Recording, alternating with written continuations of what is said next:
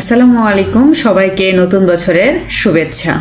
বাংলা উপসর্গগুলো কিভাবে আমরা মনে রাখবো, এখানে একটা মজার স্টোরি আছে। চলেন স্টোরিতে আগে শুনে আসি।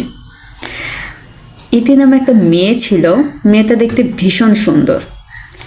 রাম নামে একটা ছেলে এই ইতির প্রেমে বিভোর হয়ে গিয়েছে। কথায় কথায় আমরা বলি না যে একটা মেয়ে আরেকটা মেয়ের সুখ দেখতে পারে না, অর্থাৎ জেলাস ফিল করে। যাই হোক, কেউ এটা মাইন্ড করিয়েন না, এটা আসলে বোঝানোর সুবিধার্থে আমি আর কি বললাম। তো সোহা নামে একটা মেয়ে, সে হিংসায় শেষ হয়ে গিয়েছে। কেন? কারণ সে ভাবতেছে যে রাম তো আমার প্রেমে পড়তে পারতো, আমার প্রেমে বিভোর হতে পারতো, ইতির প্রেমে কেন পড়লো। এই জন্য সে জেলাসি থেকে এলাকার একটা পাতি মাস্তানকে ভাড়া করলো। এই পাতি মাস্তানের নাম হচ্ছে সনি। সনিকে যখন ভাড়া করলো, এই সনিকে আবার সে বলছে যে তুমি তাদেরকে কোদাল দিয়ে কুপাইয়া মারবা।